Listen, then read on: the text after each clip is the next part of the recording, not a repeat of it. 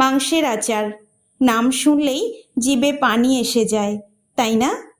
আর ঈদের পর তো সবার ঘরেই জমে থাকা প্রচুর মাংস। কিন্তু এত মাংস কিভাবে অনেক দিন ভালো রাখবেন?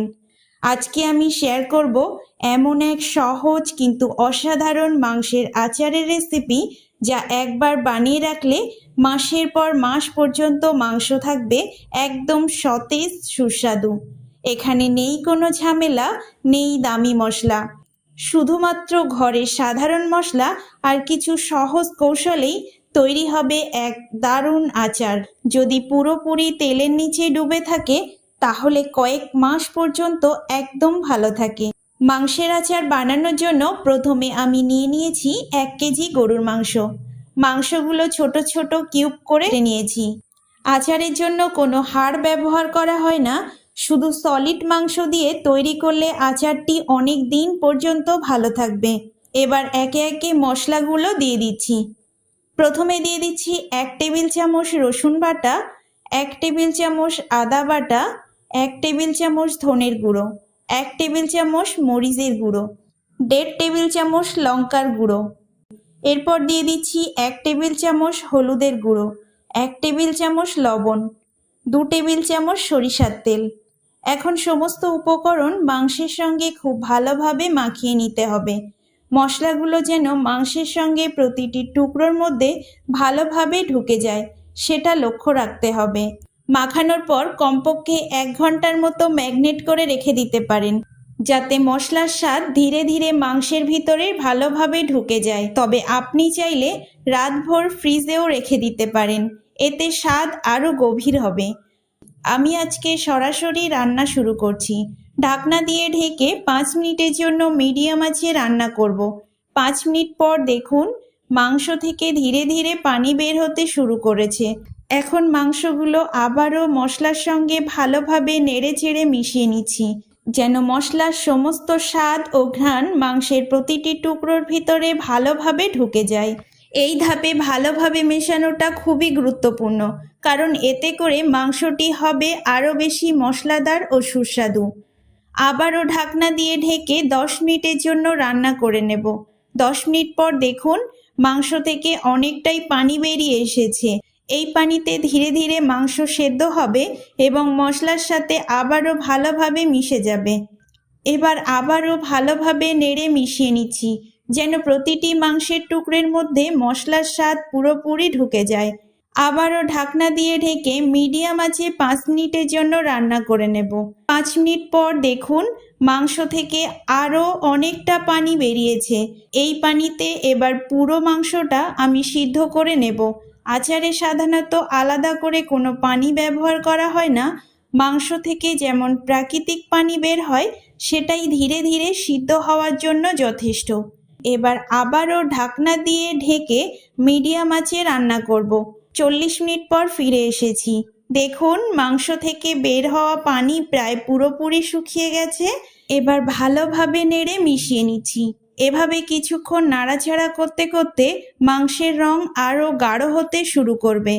এভাবে ধৈর্য ধরে নাড়াচাড়া করতে থাকলে মাংসের পানি পুরোপুরি শুকিয়ে যাবে এবং মাংসের কালার একদম আচারের মতো ব্রাউন হয়ে আসবে। আবারও একটা কড়াই নিয়ে নিয়েছি, দিয়ে দিচ্ছি 1 কাপ সরিষার তেল। আচারে সরিষার তেল ব্যবহার করলে স্বাদ দ্বিগুণ বেড়ে যায়। তেলটা হালকা গরম হলে দিয়ে দিচ্ছি 5 থেকে 6টি শুকনো লঙ্কা। এরপর দিয়ে দিচ্ছি 1 টেবিল চামচ আদা কুচি, 1 টেবিল চামচ রসুন কুচি। সব উপকরণ একসাথে দিয়ে হালকা করে নাড়াচাড়া করে মিশিয়ে নিচ্ছি। আদা রসুনের কালার হালকা পরিবর্তন হয়ে আসলে এখন দিয়ে দিচ্ছি 1 টেবিল চামচ পাঁচফোড়ন, 15 থেকে 20টা রসুনের কোয়া। আবারও সব কিছু ভালোভাবে নাড়াচাড়া করে নিচ্ছি। এই পর্যন্ত এসে রেসিপির কোনো অংশ যদি ভালো লেগে থাকে একটা লাইক করতে ভুলবেন না। আমার চ্যানেলে নতুন হয়ে থাকলে চ্যানেলটি সাবস্ক্রাইব করে পাশে থাকবেন। ফেসবুক থেকে দেখলে পেজটি ফলো করে দেবেন। আদা রসুনের রং হালকা ব্রাউন হয়ে এসেছে। সিদ্ধ করে রাখা মাংসগুলো একে একে এই মশলার মধ্যে দিয়ে দিচ্ছি।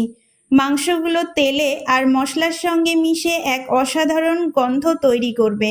এই ধাপে ধৈর্য ধরে মাংসগুলো মশলার সাথে খুব ভালোভাবে মিশিয়ে নিতে হবে, যেন প্রতিটি টুকরো মশলার সমস্ত স্বাদ আর গন্ধ নিজের মধ্যে টেনে নেয়। এভাবে ধীরে ধীরে আচারের সেই দুর্দান্ত স্বাদ তৈরি হয়। এখন দিয়ে দিচ্ছি 1/2 টেবিল চামচ বিট লবণ। আচারের মধ্যে বিট লবণ দিলে স্বাদটা হয় একটু আলাদা আর সংরক্ষণ করতেও সুবিধা হয়।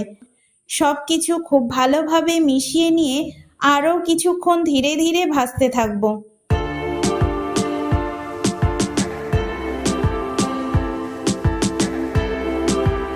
এবার দিয়ে দিচ্ছি 1 টেবিল চামচ গরম মশলার গুঁড়ো।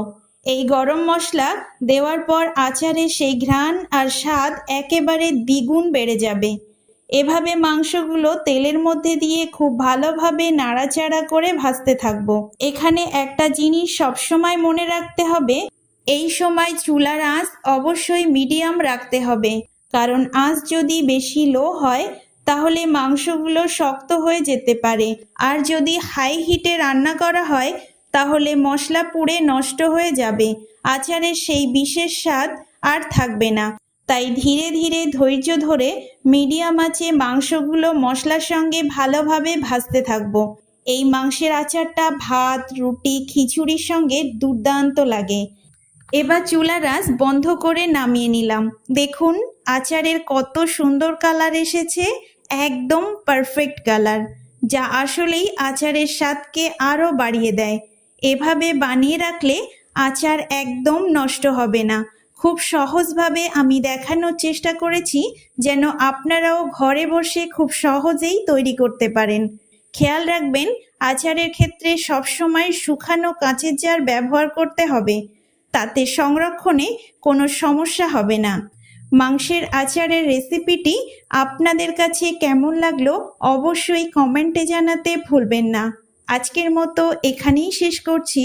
দেখা হচ্ছে পরবর্তী কোনো রেসিপিতে। ভালো থাকবেন, সুস্থ থাকবেন। ধন্যবাদ।